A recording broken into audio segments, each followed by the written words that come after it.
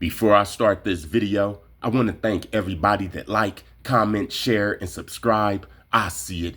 God see it. Blessings to you and your situations. Just in case you don't make it to the end of the video, I wanted to thank you now. Thank you. And I mean that. I had seen you posted a list, basically. I forgot how many people, but it looked like you had like a hit list or something like that, man. So I want to ask you about a couple of the names on the list that I was familiar with, starting with Big Homie CC. You know, I just did an interview with him, and I had asked him about you because I figured, like, you know, a lot of stuff he's talking about, I seen you talking about similar things or the same things. So I was like, I'm thinking like, all right, let me ask him about Rashad Jamal. See, I'm thinking y'all might already know each other, rock with each other. And, you know, he ain't really had nothing positive to say. So I'm assuming that's what made you put him on the list. Oh, yeah. I heard about that, right? Because, you know, I don't really have no access to the internet or nothing like that, but I have my team post everything for me. And when I talk to them through letters on jail phones, you know, they let me know what's going on. So, you know, they had seen it, and, you know, because they, you know, they keep that, you know, they have a big support system out there, right? So you really can't say too much about me that's not going to get back to me through somebody around me on my team. So, yeah, you know, and I rock with you, you know, like family. So, you know, they told me what he said, you know, and you just asked about me. He was like, you know, I don't listen to no nigga that got pedophile charges. Well, the majority of people wouldn't. The old Rashad Jamal wouldn't. Rashad Jamal, before all of the charges in the jail time, this Rashad Jamal. The Rashad Jamal that was free and making videos and was turned up, you wouldn't have listened to no pedophile. Probably somebody that was accused. You couldn't show paperwork. That person can say, you know what, it's a smear campaign. And yeah, it could be a smear campaign. No time, no paperwork, just two people saying something. It might be a smear campaign. It might be true. It might be a smear campaign.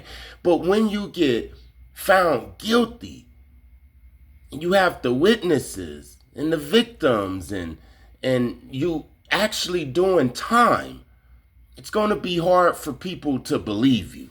So I understand what Big Homie CC is talking about, why he wouldn't believe Rashad Jamal or Dr. Malachi Z. York. I understand that.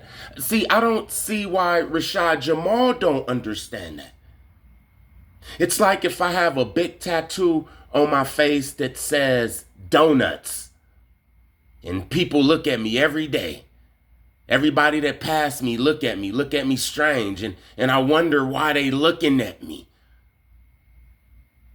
I don't understand how the master teacher Rashad Jamal don't understand why Big Homie CC don't want to deal with him. Because I understand Big Homie CC. Although I would still deal with Rashad Jamal. Because I don't care about the messenger. I only care about the message. You hear what I'm saying? Personally, when I heard that, because it's crazy, because before I was even aware of him saying that, his name had been come across my desk. Like, anybody that's trying to speak out against oppression, anybody that's trying to raise the frequency or do something positive on the planet, because that's what I'm on, that's what I'm aligned with, that's what I'm here to do. I'm here to spread unity and stuff like that. I meditate 8 to 9 to 10 hours a day. I've been on 24-hour lockdown for 4 years straight, castigated in America for speaking truth, castigated for trying to bring people together, regardless of their pigmentation, regardless of their religious belief, their sexual preference. I don't care about any of that. That's all materialistic things. All I see is the spirit and the soul. So by me trying to unite spirits and souls, right, regardless of what you come from, I don't judge. I come from gangbanging. I used to be a gang leader for the Gangster Disciples in jail. That's well documented in Cook County Jail. You know what I'm saying? I come from that, gang banging, robbing, being strung out on X people. So who am I to judge? Now that I remember who I am and I'm on my spiritual journey, I reach back for my people because I didn't know what I know back then. If I'd known that then, I would have took to the streets, right? So I reach back to my people. So because I do those type of things and I meditate deeply, I'm in tune, like I say, I'm in tune with high spiritual frequency. Sometimes it don't have to be a person. It'll just come to me through meditation. But they're a person that's trying to do something righteous. So his name had been coming across my desk spiritually and physically the last maybe 4 or 5 months. So I ended up having my team reach out to him. And I said, hey, man, I respect you. I respect what you're doing because everything he's talking about is subject matter that I've already spoken about. And he ain't told no lies. He's talking about the UFOs, the reptilians, the content he's speaking about. That's diehard facts, right? But it's people that don't want that information out. And those people are enemy. These are the oppressors. These oppressors is just another name for Satan and his kingdom, right? On a physical level, we might say oppressors. But on a spiritual level, that's Satan and his kingdom. And it's imperative that everybody know this. Okay, so I hear about him doing positive things, 16. So I'm gonna try to align with that frequency. You know, and so when I had my team reach out to him, he reached back. He like, man, cool, let's get it, let's work. I'm like that. I follow him. I had my team follow him. He followed me back. I think like a day or two go by. It might have been a day. It might have been like a day or two. I told my team, I said, whenever y'all see him post, start commenting, engaging with his content. So my team ended up liking one of his posts. And they commented on my behalf, ooh, peace, God. And somebody that followed me singing it, and they commented like, man, what you fucking with this nigga for? He was talking shit about you. So my team singing it, and they brought it to me. I'm like, man, I spoke up for Big Homie. I said, man, no, I just talked to God. I just talked to God on my behalf. That's a good brother. He doing positive things. I told him he had my 100% of my support. You know, I got a huge support system. He got my support system. I'm behind him. We in the same fight. I said, man, that brother ain't saying nothing bad about me. This is what I say, 16. Man, that brother ain't saying nothing bad about me. I'm not finna fall for that to conquer, divide shit. I'm on some real pushing piece shit, right? So they're like, no, you gotta see the clip. We seen the clip. So I don't believe that Big Homie CC talked to Rashad Jamal. Probably a text message from a third party or something. Rashad Jamal is on 23-hour lockdown. He's on protective custody. He's not just communicating with Big Homie CC back and forth. It was through a third, fourth party. Big Homie CC was confident in what he said when he said that he wasn't dealing with nobody that's in jail for charges like this. Even Dr. Malachi Z. York. And I believed it and I felt it. So, I don't know. I really think that Rashad Jamal is lying right now. Like him and Big Homie CC had an understanding, like they was gonna do some work. What kind of work could you do on 23-hour lockdown? Yeah, probably like a phone call here and there. But Big Homie CC is in Africa. He's moving here. He's moving there. And usually people with the energy that Big Homie CC have, they not really dealing with people who don't got no motion. And 23-hour lockdown is no motion. Trust me, man. Trust me. I don't think that they had no understanding. I don't think they did. To send the clip, yeah, I feel like a clown. 16 like damn, I just talked to this man, had my people reach out to this man and follow this man. He ain't said nothing. He already did the interview. Now keep in mind, 16, he already went on your platform and did anything. So when I had my team reach out right away, you should have said, hey, bro, mess with you. I don't deal with that. You know what I'm saying? I was just speaking about you and I'm going to respect you, right? But he didn't do it. He played like nigga cool. So once I find out, I had my team hit him back. They sent the clip, the exact clip. You know, step right to him. Hey, bro, what's this about? We just chopped it up the other day. You could have told me you guys felt like that. And I got DM receipts and all that, and you need that shit. You know, I ain't gonna do no line. So he responded back like, I don't know what you're talking about. What? How the fuck you don't know what I'm talking about? You really just get asked, Rashad Jamal, you ain't even a little broke in my full name, my show now. You 16, you like, hey, so Rashad Jamal, oh no, man, I don't need fuck. You know what? You might have been for the same shit. You might have said Rashad Jamal, you don't go to that nigga, he knows some fake shit. I fuck with you, big homie. He ain't let you finish it. As soon as you get Rashad, well, you can finish Jamal. I don't fuck with that nigga. I don't fuck with that nigga. So for me, I'm like, I step to him like God, like the man we is. Like, first off, I fully understand why you don't support nobody with pedophile charges. I don't support nobody with sex charges. You know what I'm saying? I'm a strong. Okay. There you have it. You just told Big Homie CC, I see why you don't mess with people with sex charges. I don't even mess with people with sex charges. So what are you even talking about? Remember, I'm not on nobody's side. As soon as Big Homie CC say something I don't agree with, I'ma correct it. It's my opinion, right? And in my opinion right now, Rashad Jamal is lying, man. I don't expect nobody to agree with my lifestyle. And if you see how I'm living and you don't agree with me, then I'm not tripping. If I get locked up and it's for a charge that's despicable and people look at me like I'm despicable, I understand, especially if I look at people that have charges like this and want to spit on them. See, my question is, how did all of this happen? If you have master teachers, if you have people that can meditate, levitate, leave their body, know all of the sciences and stuff, metaphysics, all of that, then how do they land up in jail? Because all of the chosen ones don't land up in jail. Now, we can name some names of people, the Tupacs, the Malachi Z. Yorks, the Rashad Jamals. We can name some names, go into history. But why? Why did these guys get caught up on charges like this? How? I'm going to tell you how. I'm going to tell you exactly how a person with all of this power, because Rashad Jamal had a lot of power, just like Malachi Z. York had a lot of power, but all of a sudden, they wind up in the cage. How? How? I'm going to explain how. Against rape, molestation. I'm an advocate against anything that is against black folks and against righteousness in general.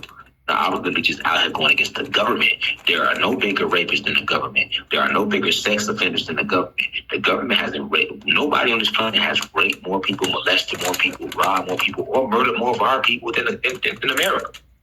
Right? So I'm firmly against this. I spoke out against this and was sent to jail for speaking out. Now, history shows all through history, 16, that people that have came and stood against oppression, that have stood against righteousness, have been consistently attacked. We can go all the way back to Jesus. Jesus was attacked because he was telling people, and I quote, "Ye are gods, and all of you are children of the Most High." These are Jesus' words. These are Jesus' words. Right? He literally was called an evil priest. He literally was hunted down by the Roman Catholic because he spoke out against the Sadducees and the Pharisees. He couldn't even go home. He said himself, a prophet is honored everywhere except his hometown, amongst his family, and in his own household. Let me repeat that again. These are Jesus. Yeah, but Jesus wasn't charged with sex crimes. So you can't put yourself in the category of Jesus. You see, the reason they didn't like Jesus is because when he went to the churches, he was flipping over tables. People was following him and he was really healing them. Look, they seen miracles. They took Jesus out because of the miracles. You hearing what I'm saying? He was performing miracles. He was waking people up. He was reprogramming all of the NPCs. And people turned on him. And they accused him of blasphemy.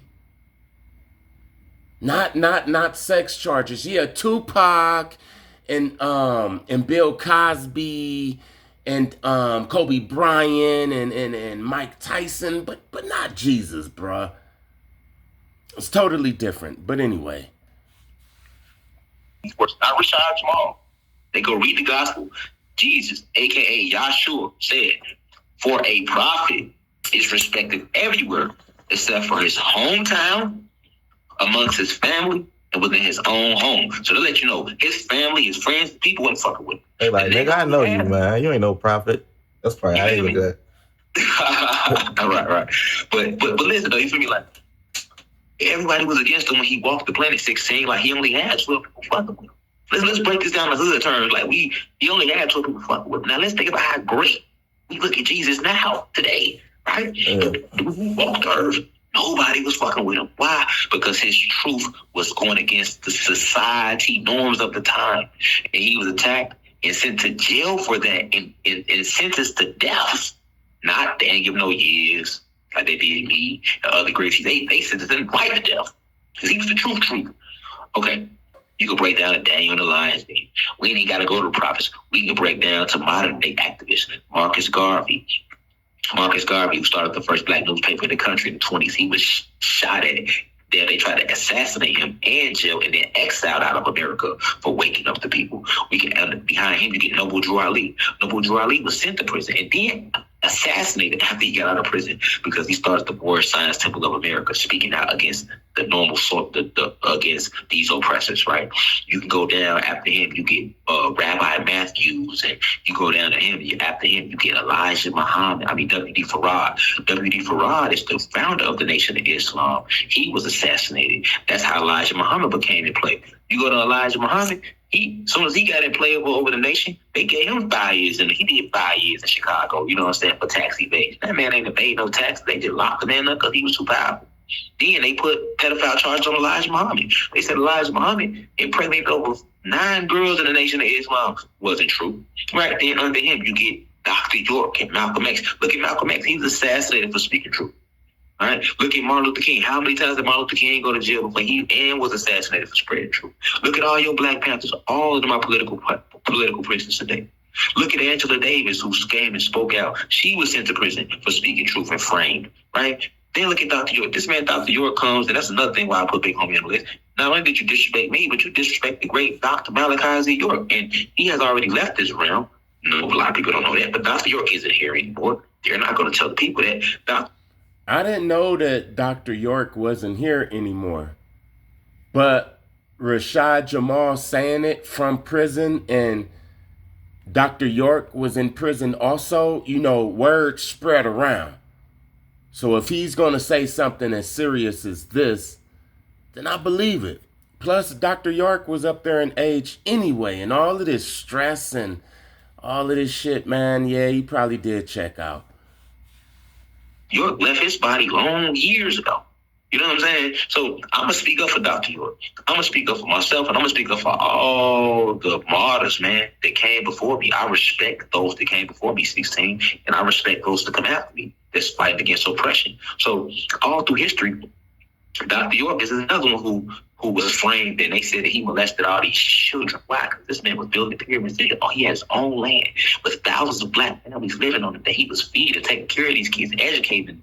Dr. York had his own paramilitary, God. You know what I'm saying? This Black brother had his own millions, God, and all these celebrities was fucking with Dr. York. Jay-Z, all of them. Okay. That answers my question. A couple of minutes ago, I said, How do these people, Rashad Jamal, Dr. York, people like them, how do they have all of this influence and power? All of these people. Rashad Jamal says he have a team. We know that Dr. York, he had a whole tribe. So how do they wind up in the cage? Dr. York spent his last days inside of a box. How? He just said it. Rashad Jamal just said that he was messing with people like Jay-Z, celebrities, entertainers, and stuff like that. Just like Rashad Jamal. You see, these people, they get the influence, they get the spark. They got it. Now the spotlight is on them. They starting to get all of the attention. They got the energy. And all of a sudden, they just want more and more and be famous. And now they making rap videos and shit. or want to be in people rap videos or associated with the same people that they going against. No, you can't be lukewarm, or the Most High will spit you out. Rashad Jamal wasn't talking about Jesus and stuff when he was out, when he was making videos. He is now. You hear what I'm saying? He is now. He mentioned the Most High and Satan's kingdom, and he sounded like he been having his head in the Bible up in that prison. You can watch this video at 16 Shot 'em Visuals. It's Rashad Jamal explains how reality, light, and consciousness actually works. It's actually a good video. If you would rewind it, I started this video right here at about 52 minutes. But the beginning of the video leading up to this, even this, all of it, the whole video is a good video. I'm just stopping right here to let you know that if you working with the Most High, if you righteous and you vibing high, you can't be dealing with the world. No concerts, no big gatherings. Look, all of them big gatherings, them meetups, and all of that stuff is for them people. The life of the chosen is a lonely life. You know, you might not never meet me in real life, okay? I might not never meet you. And 6 months from now, you might forget who I am. Might not even watch my videos no more. There's people who I don't even watch their videos no more. I don't even watch Dr. Blair videos no more. Rashad Jamal videos no more. You hear what I'm saying? So no. You can't be associating with Jay-Z and P. Diddy and then saying that you vibing high. That's the lukewarm that the Most High is talking about.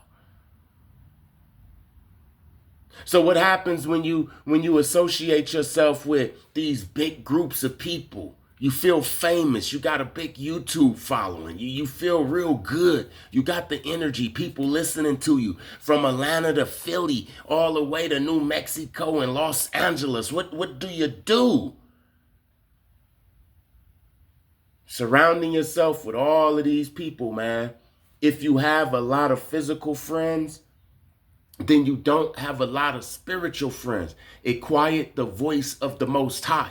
That's why Moses had to go to the mountaintop to separate from all the people, to get the commandments. So why was they able to get rid? Look, whether it's true or not, I'm not saying that he did it or Dr. York did it. I actually don't believe that they did it. I believe that they didn't do it. I believe that they were set up. I really do. But how? Why? Because they allow all of them physical people. They woke up in the morning and then they surrounded themselves with people. It's almost impossible to be getting the instructions from the Most High to say, no, don't deal with this person. Your spidey senses. The more people come around you, the less your spidey senses.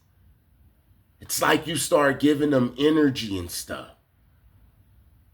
You feel what I'm saying? But when you alone, when you separated, when you on that mountaintop, which Rashad Jamal should have been on a mountaintop. Dr. York should have been on a mountaintop. Dr. York was involved so much. There should have been a time where he just retired like a king and only gave instructions, and people didn't see him but like twice a month. Once every year type shit. You hear what I'm saying? I don't know. I'm just a dude up here talking. That's all. But I vibe high. So when one of the neighbors wanted my woman to keep their son and my spidey senses start tingling, I'm like, no, no, no, no, no, no. The average person would have accepted the money and seen it as innocent. And I just had this weird feeling. I was like, nope. And earlier that week, before they sent the little boy, I was watching these Rashad Jamal videos. I was getting Rashad Jamal recommendations and stuff. And then they tried to put the little boy on us. Well, they didn't try to put the little boy on us. They offered us a job and all of that. And my woman said, yeah, and I wasn't thinking. And then the little boy came in searching for me. I never seen these people. I never seen this little boy, but he knew who I was for some reason. And I was like, nope, I'm not playing. Just a couple of weeks ago, my son came and he said, can his friend come over and play the PlayStation 5 and all of that? And I was like, yeah, tell your mother to give his mother the number and exchange numbers and do all of that adult stuff. So my son went to school and then he came back and it was Friday. He came back and I asked about the little boy and then he said the mother is going to call or whatever. And Sunday come and the woman down at the office is talking about it's a little boy and his family here to come play with your son. They're going to leave him. They was going to leave that little boy. The sun was getting ready to go down too. They was going to leave that little boy. And we never talked to them. We never seen them, not once. I don't even know what race they are. Well, I know what race they are because we asked the woman at the front desk. But look, before that, I didn't even know anything. I don't know the boy's name, the father, the mother, even if he got a father or what. And now they right here. You see? You see, now if I'm surrounded by people getting intoxicated, smoking a lot of weed, popping pills, doing all of this shit, I wouldn't have got them spidey senses to say, nah, tell the lady at the front desk to tell them people to leave. And I told my son that he could never come over from now on. Never. Because the parent, they starting to slip. We could see them now. When you on my level, you best believe you have to be separated. You can't be just dealing with people, man. They'll set your ass up, man. Yeah, I believe that Tupac was a setup and Kobe was a setup and I don't know about Mike Tyson was a setup. Dr. York and Rashad Jamal, these guys don't need to do that type of stuff. But they spidey senses, they ignore them because they surround themselves with all of these people. Was Rashad Jamal solo like me? I am solo. Or was he in the crowd? Look at all of the people who got locked up. Was they solo or was they in the crowd, surrounded by people? Always going here and there and everywhere and stuff, shaking hands with people, taking pictures and shit. You ever seen me taking any pictures with anybody? Because I don't believe that, because them same people that you taking the pictures with is them. And you know when they get you? When you be nice. I bet you any kind of money, Dr. York, Rashad Jamal, they was just trying to do the right thing. They'll say some stuff like, hey, could you drive? Oh, she missed the school bus. Could you give her a ride real quick? An 8-year-old little girl. All you gonna do is go up the street a mile. You was going that way anyway. It's your neighbor. You cool. Nothing real quick. You roll up there, drop them off. They already got somebody at the school waiting, looking at her. Get out your car. You don't even know you being set up. They use your kindness as a weakness. That's why when you really vibing high, listen, the ones who really survived this, it's a certain type of assertiveness. Like, nah, she could either walk or you could walk with her.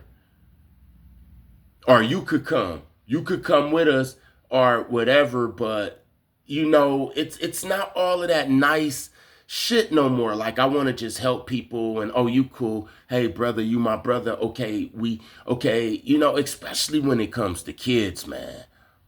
Especially when it comes to kids. Hey, you want to see something crazy? I'm done with this Rashad Jamal stuff. Hey, you want to see something crazy? Being that they talking about it's a Arctic blast on the East Coast, which it is. It's like the whole East Coast is white. Today, February 2nd, 2026, it's going to be 60 degrees in Albuquerque, New Mexico. But look at this. Check this out, right? This is going to trip you out. Look at this guy. Look at this guy.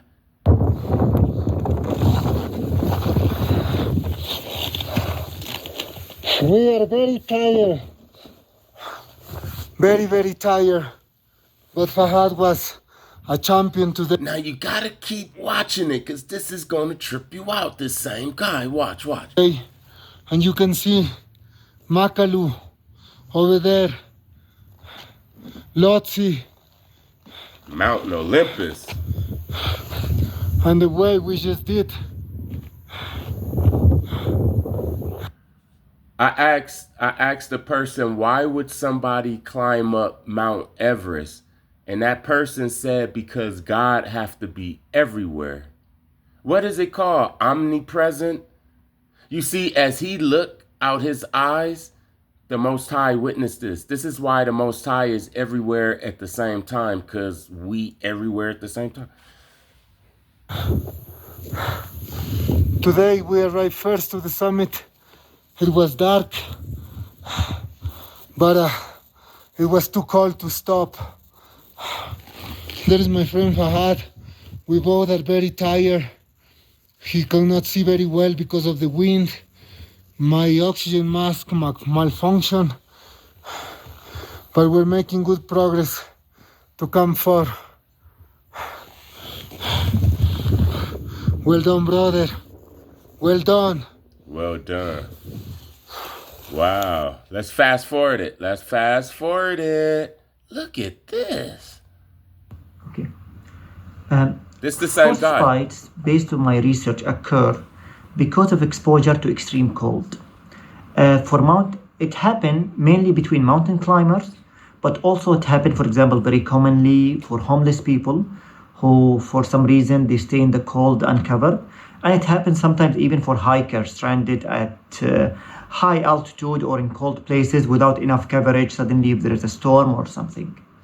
So for me, I had all the precaution in terms of clothes, so I had the best equipment on me.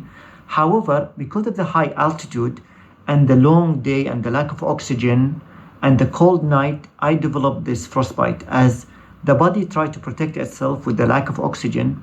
So the blood get a bit pulled off from the extremities of the body.